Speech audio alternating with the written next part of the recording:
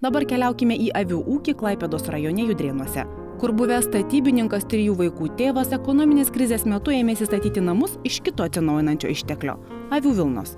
Taip, prieš porą metų lietuvis Antanas pradėjo statyti tokius pačius būstus kaip Mongolijos klajokliai, vadinamasis jurtas. Jau surentė 7.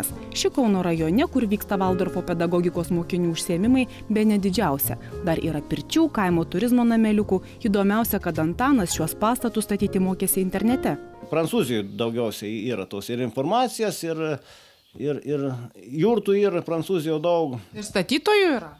Taip, ir Kanadoje labai daug, Amerikoje, tai tinklalapis, aš buvau net labai nustebęs, kad kažkaip jurtas atrodo Amerikoje, kaip čia bus, o pasirodė yra. Pirmą jurtą, kai padarėm iš interneto, visas dalis pasigabinom, o reikėjo pastatyti ir neėjo pastatyti. O paskui nuardėm vėl, tada jau reikia taisyklės. Pasirodė ir taisyklės kelias, jei tas taisyklės žinai, tai pastatai be problemų.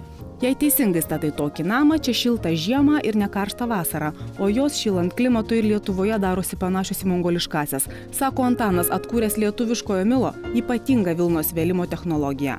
Milą dar 15 amžiuje naudojo lietuviai, kol sovietmečiu ją nustelbė įvežtinė medvilnė. Dabar vokiečiai iš jo stato karkasinius milo aptrauktus namus. O lietuvis velia čiužinius antklodės, gamina įtvarus sąnariams, sako vilna ir šildo ir gydo.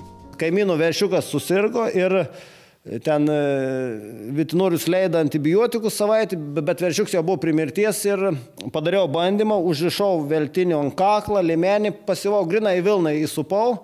Kitą dieną veršiukas jau galvą pakėlė, po dienos jau atsistojo ir po savaitės jau bėgiojo po tvarą.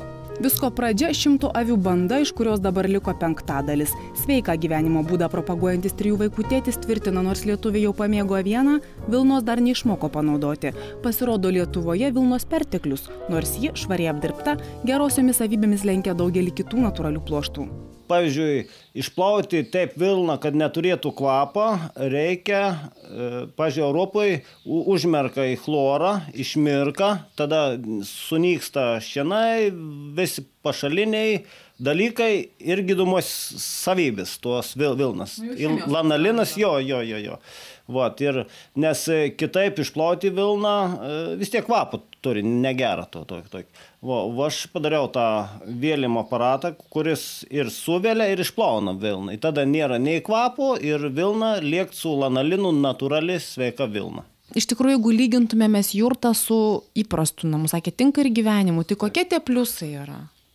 Pliusai kvėpavimas ir mikroklimatas. Jurtų ir mikroklimatas. Tarkim, tokia diena kaip šiandien, kur plus 30, tai bus viduj 18-19 laipsnių. O jeigu minus 30 tas pats? Pečiuką pasikur, bet šiluminį varžą labai gerai ir toks yra kvėpavimas svarbiausiai. Vilnonį namą galima pastatyti per 2 savaites. Jo, tarkim, 100 kvadratų ploto kaina daugiau nei 30 000. Toks yra medinis namo pamatas, nuo drėgmės iš apačios apsaugotas padas. Ir eglinis karkasas, kurį vėliau aptrauks milo veltiniu. Sutvirtinimams vyras nenaudoja cheminių klijų, vien metalinius varžtus. Pasak Antano, 2 kart per metus kerpama vilna gera tik tų avių, kurios net žiemą išleidžiamos į lauką. Tuomet būna švaresnės, reikia mažiau valyti. 100 kvadratų milo namui reikia 300 avių vilnos. Didžiausia Antano pagalbininkai jo sūnus Aivaras ir Erikas. Padeda ją išplauti vandenyje, be jokių chemikalų, rankomis išrenka nešvarumus. O kas sunkiausia tau, pavyzdžiui, su ta vilna dirbant? Išplauti, ją. Kai minkit, anksčiau kai būdavo. O tokio namo norėtumėt, kad namuose būtų toks namas iš milo, ar nelabai? Jau buvo, mes miegojom. Saulėje išdžiovinta vilna keliauja į karštuvus, vėliau į Antano sukonstruotą milo vėlimo įrenginį. Jis galutinai pašalina nemalonų vilnos kvapą. Vienam kvadratui 5-6 cm storio vilnoniai sienai reikia daugiau nei 1,5 kg vilnos. Kad nesikauptų drėgmė, svarbiausia nepamiršti ventiliacinės angos stoge. O daugiau, anot Antano, buitį ir gyvenimą tokiame ekologiškame, kvėpuojančiame būste gali tvarkytis kaip nori, net paveikslus kabinti kaip karkasinėme name. toks Milo namas gali gyvuoti apie 10-metį. Visi sako, kandisgi išgrauž. Pelės. Kandis, jeigu yra, jurta nėra apkalta su kokiom lentom. Jeigu apkaltum, tada jau galėtų kandis įsimesti, nes kandim netink ventiliacija ir sausa. Jeigu sausa vilna, neina kandis. Na, o dabar grįžkime į Šiaudų namus. Prieš 8 metus visą gyvenimą žaliasias idėjas propagavęs Domas pirmą kartą susidomėjo šiaudų panaudojimu statybose. Žinių sėmėsi iš šių namų Lietuvoje pradininkų architekto Petro Devižio, iš ekologiško gyvenimo būdo šalininkų visame pasaulyje. Kadangi aš statybininkas jau buvau pastatęs ne vieną namą kitokių technologijų, tai man šiaudai atrodė įtartinai ir aš kol neišnagrinėjau jų pilnai ir galutinai, tol aš nepradėjau statybų. Dabar jau mes tikrai galim drąsiai sakyti, kad turim išdirbtą tikrai labai gerą technologiją. Lietuvišką? Taip, lietuvišką mūsų technologiją, kurią jau dairosi ir užsienis ir pradeda pirkti iš mūsų ir vežti produkciją ir į užsienį, Austriją, Slovakiją išvažiuoja šiemet pirmi namai. Tokių kaip šie šiaudinukų jau Lietuvoje yra pusšimtis, gal ir daugiau. Domas kartu su kolegomis mielai dalyjasi jų statybos paslaptimis. Svarbiausia yra pasirinkti tinkamus šiaudus. Kiekvienais metais ši statybinė medžiaga dovanojama gamtos užauga laukuose. Šiam 300 kvadratų namui reikėjo gal 710 kg svorio šiaudų ryšulių. Įsivaizduokite, kiek anglies dvideginio į aplinką paskleistų pūdamas arba deginamas toks kiekis šiaudų. Jeigu mes imsim rąstinį namą, tai mums medį užauginti jau reikia ten 70 metų maždaug, kad jį užauginti tą medį, paskui vėl pasodinti, vėl jis ilgai auga. Čia yra kiekvienais metais mes turim derlių, mes naudojam tik tai žieminės kultūros javus, tai yra rugiai, kvietrugiai arba jau blogiausio atveju kviečiai. Bet jie turi būti žemkenčiai, ta prasme turi būti žieminės kultūros. Jie yra atspariausi graužikam, atspariausi visokiam kenkėjam, šiek tiek stipresnis pats šiaudas, tai už tai mes naudojam ir būtent tokias kultūras. Mes naudojam vietinę žaliavą, kuo arčiau statymo vietos. Tas yra mūsų jau privalumas, kad mums nereikia iš kažkur tolybių vežtis kažkokios statybinės medžiagos. Galima rinktis be karkasį namą, bet populiaresni medinio karkaso presuotų ryšulių šiaudinukai, iš abiejų pusių tinkuoti molių. Pirmųjų namų šiaudinių sienų be molio tinko storis pusmetris, dabar lietuviai stato 10 cm plonesnės. Jų šiluminė varža netgi viršija Lietuvos statybinius reikalavimus, tad mažiau sunaudojama namo šildymui ir mažiau CO2 patenka į aplinką. Vieno tokio namo statyba, lyginant su akmens vata šiltinamų būstų, leidžia sutaupyti 25 tonas CO2. O kai čia bus įrengtos saulės energiją naudojančios sistemos, Domantas planuoja statyti ne tik jas, bet ir vėjo jėgainę.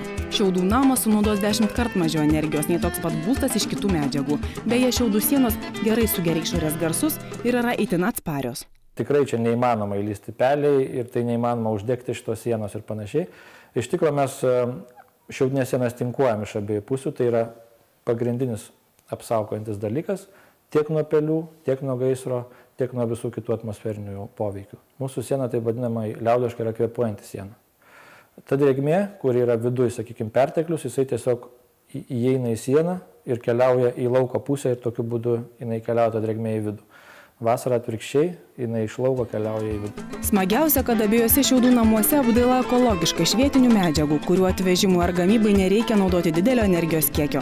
Kai tai žinai, dvigubai maloniau basomis vaikščioti po tikrą molio aslą, Domo žmonos padabintą tapytų kilimėlių ir grožėtis namiškių rankomis sukurtomis interjero detalėmis. Čia viską, ką aš prasivežęs iš visų pajūrių. Tai čia vienas kriauklėtas prasivežiau iš Portugalijos, kitos gintariukai mūsų iš lietuviško pajūrio.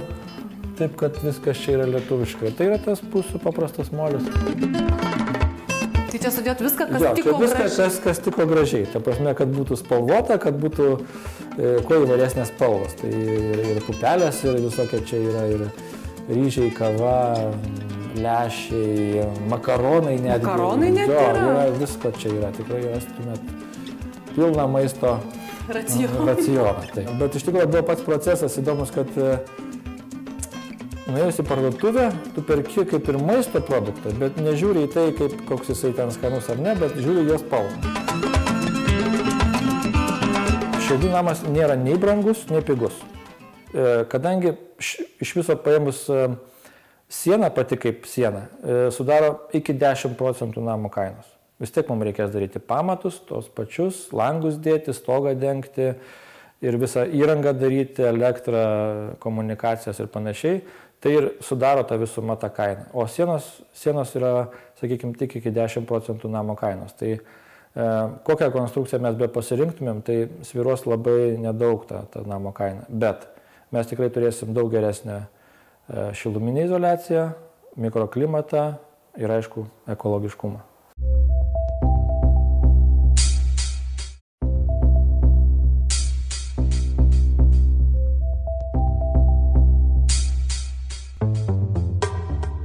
Tiek šiandien mūsų laidoje. Norime priminti, kad klimato kaitą galime mažinti ir mes. Net ir mažas mūsų elgesio pasikeitimas gali būti labai svarbus. Jei nežinote, nuo ko pradėti, jums šis trumpas filmukas iš Bulgarijos.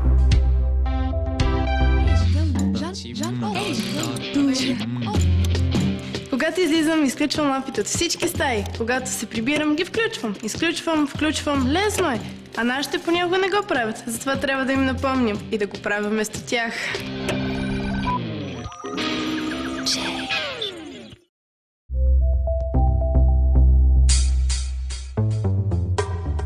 Ačiū už dėmesį, kurio lauksime lygiai po savaitės tuo pat metu. Sėkmės jums jūsų geruose darbuose. Iki. Tos tiesas, kurios iš tikrųjų jos giliausiai ekologiškos, tokios amžinos tiesas ir dvasinės tradicijos tiesas, jos nelabai lengvai prieinamos šiaip žmogui ir žmogus linkęs nusisukti, nušvilpti, numoti ranką ir kaip nors pasišaipyti, apmėtyti akmenim, nukryžiuoti. Nežinau, galbūt dėl to, kad žmogui ta subtili dalis žmogaus yra sunkiau prieinama tiesiog. Ir kiekvienas žmogus turi tą subtilę dalį savo, bet jis turi padaryti didelį darbą, kažkokią vidinę pastangą, kad prisikapstyti prie... Kiekvienas žingsnis link subtilumo, link dvasingumo yra sunkus toks žingsnis, transformacinis ir nelabai norisi jo daryti. Daug lengviau. Iš tikrųjų, destrukcija, tai taip lengva. Paprasčiausiai užeiti, atsisėsti, pasiimti bokalą alaus, išgerti, tai fantastika tiesiog, kaip lengva ir gera. O jeigu dar antrą išgeri, tai dar geriau. Čia yra toksai, nuo kalniuko žemyn ir labai lengva ir gera. Bet tai kažkaip tai taip nelabai veda į kažkur.